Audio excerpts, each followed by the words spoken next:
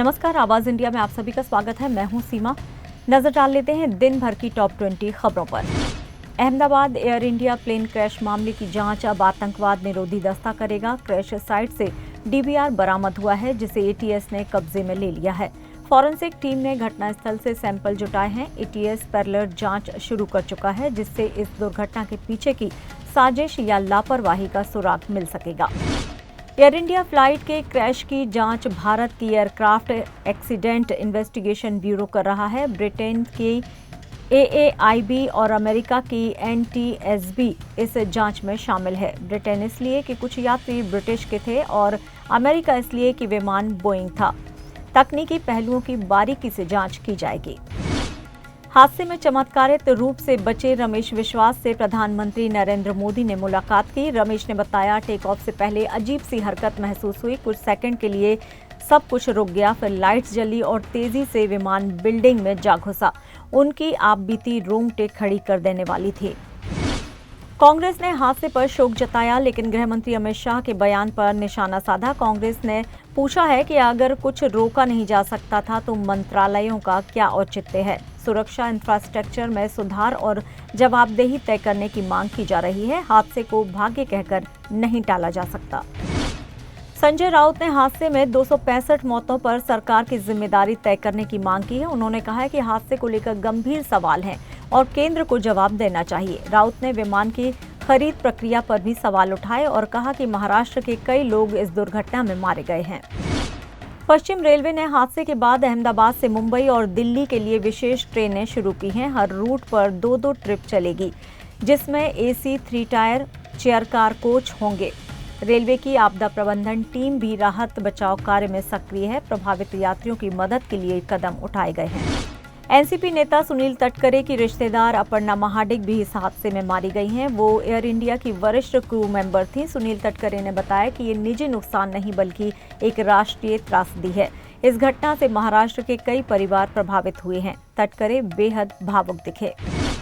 भरूच की भूमि ट्रैफिक के कारण फ्लाइट से चूक गई और उनकी जान बच गई।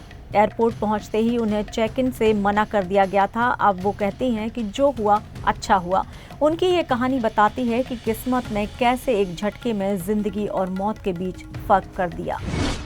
AI 379 फ्लाइट में बम की धमकी से हड़कंप मच गया। थाईलैंड के फुकेत से दिल्ली जा रही इस फ्लाइट को इमरजेंसी में फुकेत एयरपोर्ट पर लैंड कराना पड़ा। 156 यात्री सुरक्षित निकाले गए। विमान अंडमान सागर पर कुछ देर चक्कर लगाता रहा।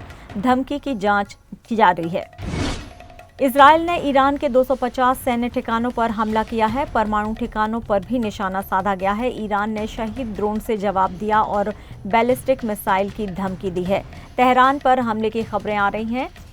IAEA ने विकिरण खतरे को लेकर सतर्कता बरतने की बात कही है।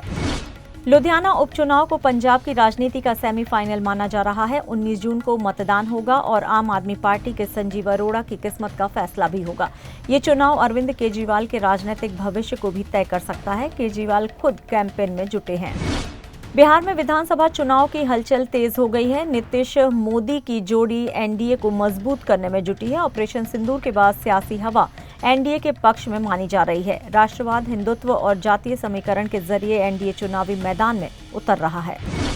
अयोध्या में राम मंदिर क्षेत्र के आसपास ऊंची इमारतों पर रोक लगा दी गई है।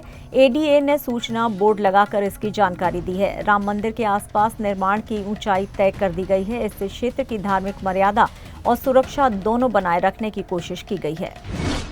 इंदौर में राजा रघुवंशी हत्याकांड में हर दिन चौंकाने वाले खुलासे हो रहे हैं। पत्नी सोनम ने हनीमून ट्रिप के लिए शिलोंग में हत्या कर दी और 14 दिन तक इंदौर में रही। प्लान के तहत हत्या की गई और वो 25 मई को इंदौर लौट आई। हत्या के बाद वो सामान्य जीवन जीती रही।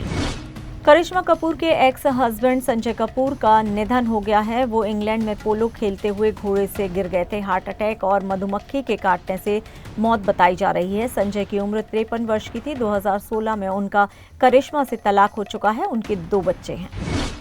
मुंबई में घरेलू सहायिका ने रिटायर्ड IIT प्रोफेसर से करोड़ों की ठगी की है। उसने फ्लैट हड़पने के लिए भरोसे का फायदा उठाया और 3 फ्लैट अपने नाम करा लिए। 1.12 करोड़ की नकदी और जेवर भी ले गई है। प्रोफेसर को वृद्धाश्रम में छोड़ दिया गया है। मामला चौंकाने वाला है। टीम इंडिया के कोच गौतम गंभीर इंग्लैंड टूर से लौट आए हैं। उनकी मां को कार्डियक अरेस्ट हुआ था। गंभीर 17 जून को फिर से टीम से जुड़ेंगे। इससे पहले भी फैमिली इमरजेंसी में वो ऑस्ट्रेलिया टूर बीच में छोड़ चुके हैं। इंग्लैंड सीरीज गंभीर के लिए अहम मानी जा रही है। इजरायल ईरान संघर्ष के चलते ग्लोबल मार्केट में सोने की कीमत 1 लाख रुपए प्रति 10 ग्राम के पार पहुंच गई है। चांदी भी तेजी से ऊपर गई है। डॉलर इंडेक्स में कमजोरी ने तो कीमतें बढ़ाने में भूमिका निभाई है। निवेशकों में महंगाई और अनिश्चितता को लेकर चिंता बढ़ गई है।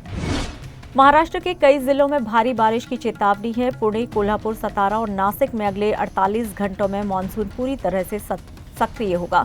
विदर्भ में बिजली गिरने और तेज हवाओं के साथ मूसलाधार बारिश की आशंका है। कोंकण में भी भारी वर्षा की संभावना जताई गई है।